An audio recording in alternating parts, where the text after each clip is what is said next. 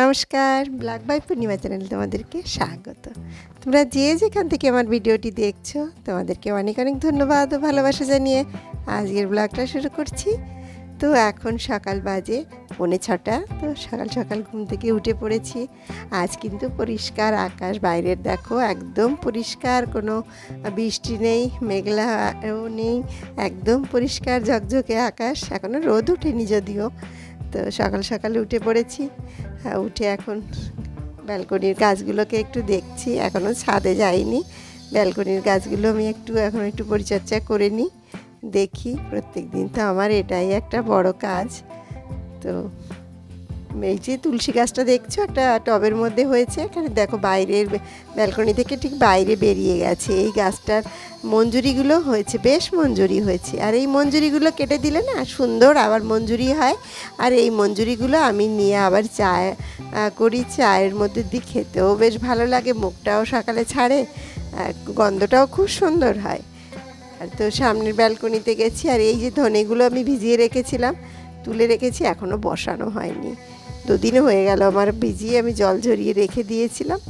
আর এই যে এই দিকের পিছনের দিকের ব্যালকনিটায় এই গাছগুলোকে দেখো, ক্যাকটাসটায় কত সুন্দর একটা ফুলও ফুটেছে, প্রচুর ফুল ফুটেছে ক্যাকটাসে, দেখতে ভারী মিষ্টি লাগছে।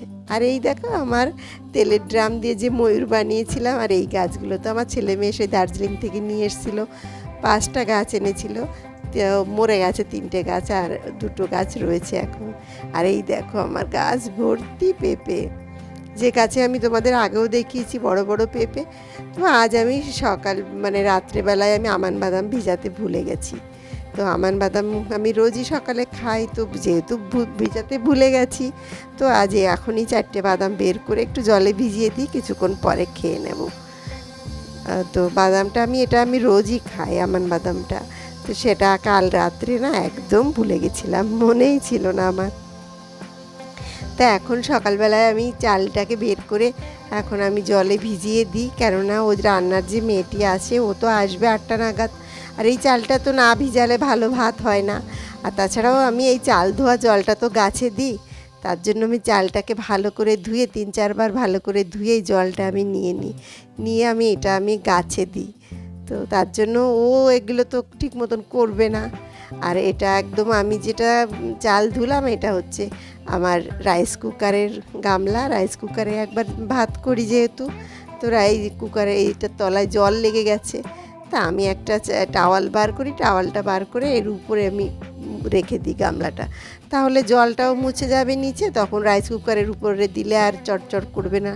না হলে এই জল শুদ্ধ এসে বসিয়ে দেবে, চিটমিট করবে তখন যেহেতু ও তো বুঝবে না জল লাগানো। তো আজ আর মাছ মাংস কিছুই নেই, তো আজ ডিম রান্না হবে। ও কিছু ডিম বার করে রাখি, যেগুলো রান্না হবে আমি সেগুলো টেবিলে বার করে রেখে দিই।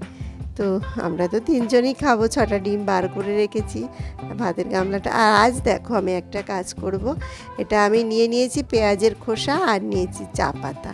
তো আমি আমার লঙ্কা গাছগুলোর পাতা কুঁকড়ে গেছে, আজ আমি লঙ্কা গাছের পাতাগুলো এতে আমি স্প্রে করবো, এটা ভিজিয়ে রাখবো।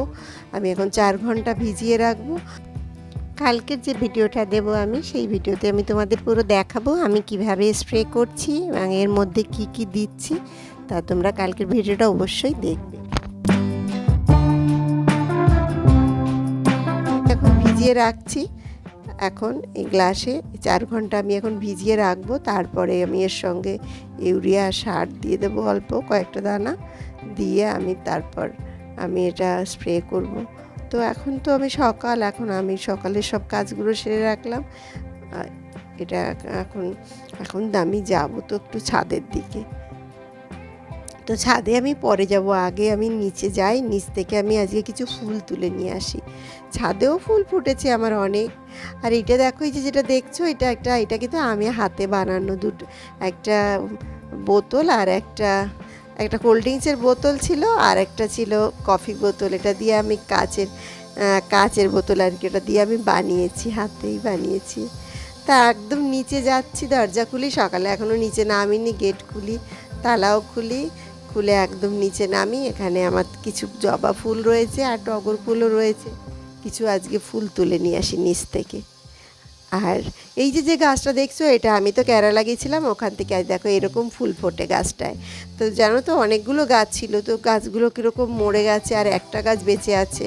তাও আমার মনে হয় গাছটা মারা যাবে, তাই জন্য আমি একটু হলুদ গুঁড়ো দিয়ে দিচ্ছি।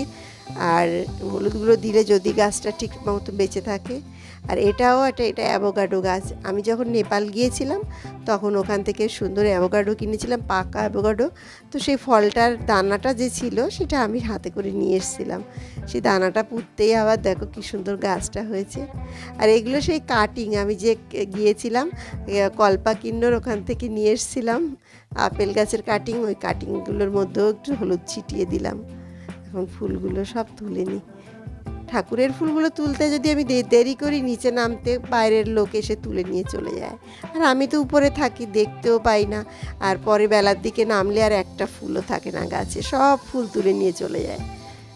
একটা মানে কি বলবো, কাউকে কিছু বলাও যায় না। আর এই দেখো সেই যে তেলাকুচু গাছ আমি তোমাকে দেখিয়েছিলাম, কাল আমি তরকারি করেছিলাম, এটা আমার কারি পাতা গাছ। এই কারি পাতা গাছে প্রচুর তেলাকুচুর ডাগা হয়। এই ডাগাগুলো কিন্তু খুব উপকারী, এইগুলো মাঝে মধ্যে আমি মাছের দিয়ে তরকারি করে খাই। তো ফুল তো তুললাম, আর কিছু তুলসী পাতাও তুলে নিয়ে এখানে। তো সব কিছু তোলা হয়ে গেছে, এখন আমার একদম বাড়ির সামনে চলে এসেছি। দেখো ছাদের উপরে আমার গাছটা পুরো নুয়ে পড়েছে, সবেদা গাছ, 3তলার ছাদে। বাড়ির সামনে এটা পোস্টার ছিল, পোস্টারের গোড়ায়ও আমি একটা ফুল গাছ লাগিয়ে দিয়েছি। তো সামনে দেখো এই রেলিংগুলোর মধ্যে যে টবগুলো এক একটা করে প্রায় পড়ে যায় নিচে, গিয়ে গিয়ে ভেঙে যায়। আমার আর ভালো লাগে না নিচে আর এখানে সামনে দিতে। সাজাতে তো খুবই ভালো লাগে বলো, কিন্তু এভাবে যদি নষ্ট হয় তখন কার ভালো লাগে বলো। প্রায় দিন দেখবো কেউ এসে ধাক্কা দিয়ে নিচে ফেলে দিয়েছে, তো তখন মনটা খারাপ হয়ে যায়। তো আমি তো সমস্ত গাছের কাটিং করে দিয়েছি। গগনবিলে এগুলো কিন্তু আমার ফেভিকলের বোতল ছিল, সেই যে ফেভিকলের বোতলগুলোকে আমি দেখো ডিজাইন করে এরকম ফ্লাওয়ার করে দিয়েছি। এটাও আমার বাথরুমের সিস্টেমে, দুটো সিস্টেম খারাপ হয়ে গেছিলো, তো দুদিকে দুটো সিস্টেমে আমি এরকম প্রিন্ট করে আমি এখানে সামনে লাগিয়ে দিয়েছি ড্রয়িং করে।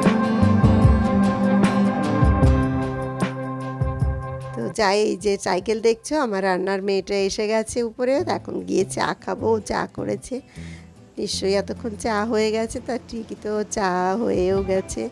এখন আমি চাটা খাই, চা খেয়ে তারপর যাব আমি 3তলা ছাদে। তো দেখো চা খেয়ে আমি চলে এসেছি এখন ছাদ বাগানে। বা আমার একদম দেখো ছাদ বাগানে আলো করে রয়েছে, এই ফুলগুলো এত মিষ্টি, 9টা বাজলেই ফুলগুলো ফুটে যায়, এত সুন্দর লাগে।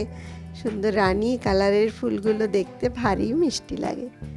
তো দেখো আমার ড্রাগন ফল, এখানে তোমার একটা কাপড় জামা মেলে দিই বারবার, এখানে ঘষা খায়, তার জন্য হয়তো এই যে দড়িতে মেলে দিই, তার জন্য হয়তো এই দুটো কুড়ি একেবারে একসঙ্গেই খারাপ হয়ে গেছে।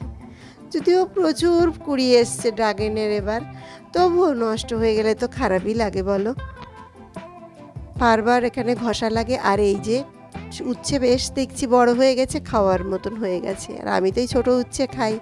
তবে দেখছি আজকে উচ্ছে গাছের পাতা একটু দেখছি কেমন হয়ে এসছে, আজকে স্প্রে করব বিকালের দিকে। আর দেখো ড্রাগন গাছে কত কুড়ি এসছে এবারে। তো এই যে সেই যে ডালগুলো দিয়েছিলাম, আপেল গাছের ডালগুলো ডাগা দিয়ে, উচ্ছে গাছটা এখন অনেকটাই বড় হয়ে এসছে দেখছি। আরও একটু কিছু এখন মানে সাপোর্ট দিতে হবে। কিছু ডাটা তুলবো, আজকে অনেক কাঁঠাল দানা আছে ঘরে, তা কিছু ডাটা তুলে নিয়ে যাই। এই ডাটা শাক তুলে নিয়ে কাঁঠাল দানা, চিংড়ি মাছ, মানে বেগুন, কুমড়ো, সমস্ত সব সবজি দিয়ে একটা তরকারি করলে কিন্তু খেতে বেশ ভালো লাগে। তো সেই জন্য বললাম আমি কিছু ডাটা তুলে নিয়ে আসছি। রান্নার মেয়েটাকে বললাম তুমি ওগুলো কাটো। আর এইটা দেখো বনসাই, এটা কিন্তু দুটো বট গাছ আছে এর মধ্যে, একটা অসত্য বট আর আরেকটা কি বট বলে যেন, শীষ দেওয়া, এটা বট নামটা আমি ভুলে গেলাম। দুটো বট গাছ দিয়ে একসঙ্গে আমি মানে বনসাই করেছি। আর এই যে সেই 12মাসি আম গাছটা সুন্দর মুকুল। আর দেখো আপেল গাছটাতেও তো দেখছি বেশ ছোটো ছোটো কুড়ি ছেড়েছে। তো উচ্ছে গাছে এত ছড়িয়ে গেছে এখন, সমস্ত ড্রাগন গাছের মধ্যে, সমস্ত গাছের ডালের মধ্যে উপর দিয়ে এখন উচ্ছে গাছ বেয়ে চলেছে। আর এগুলো হচ্ছে লেবু, বাতাবি লেবু। এবার আমার যাই হোক বাতাবি লেবু বেশি হয়নি, তো সেই ডাঁটাগুলো নিয়ে এখন আমি নিচের দিকে যাচ্ছি।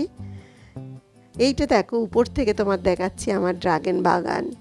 তো এটা টায়ার ছিল, একটা টায়ারটাকে আমি একটু কালার করে এখানে সে রেলিংয়ে ঝুলিয়ে দিয়েছি। আরও একটা আছে, সেটাকে এখনও কালার করা হয়নি, একটু রং করতে হবে। ড্রাগন গাছের মধ্যেই দেখো সুন্দর ফুল গাছও হয়ে গেছে এমনি। হ্যাঁ, তা আজ আমি একটু খোল ভিজাবো, খোলের জল। তবে বৃষ্টি পড়ছে তো বৃষ্টিতে ভিজা রয়েছে, এই ভিজার মধ্যে খোলের জল দেবো না, তো ভিজিয়ে রাখো 4-5 দিনের মধ্যে। আশা করি বৃষ্টিটা একটু কমলে, মাটিটা শুকনো হলে তখন এই খোলের জলটা দেবো। আর এইটা এই যে কিচেন কম্পোস্ট, সমস্ত কিচেন কম্পোস্টগুলো আমি ভিজিয়ে দিয়েছিলাম, তো 10-12 দিন হয়ে গেছে, এটা পুরো রেডি হয়ে গেছে। তো এটাও এখন দিতে পারছি না, কেননা আমার গাছের মাটির গোড়াগুলো প্রচণ্ড ভিজা, এখন বৃষ্টির সময় আর কি চলছে।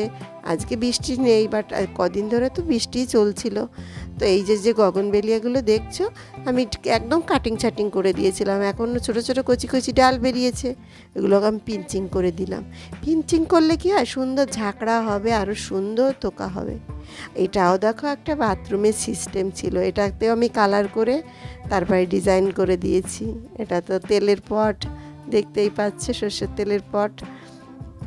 তো নিজের হাতে এগুলো সব বাথরুমের সিস্টেমে ঢাক্কান, আর এগুলো সব আমার প্রোটিন শেকের বোতলগুলো, কাচের একটা গ্লাস, সমস্ত আমি ড্রয়িং করে রেখেছিলাম। তো এগুলো দেখো ধনে গাছ শুকিয়ে গেছিলো, আর ধনে আর এটা আমার ছাদে ফুল হয়েছিল, সেগুলো দিয়ে এরকম বানিয়েছি।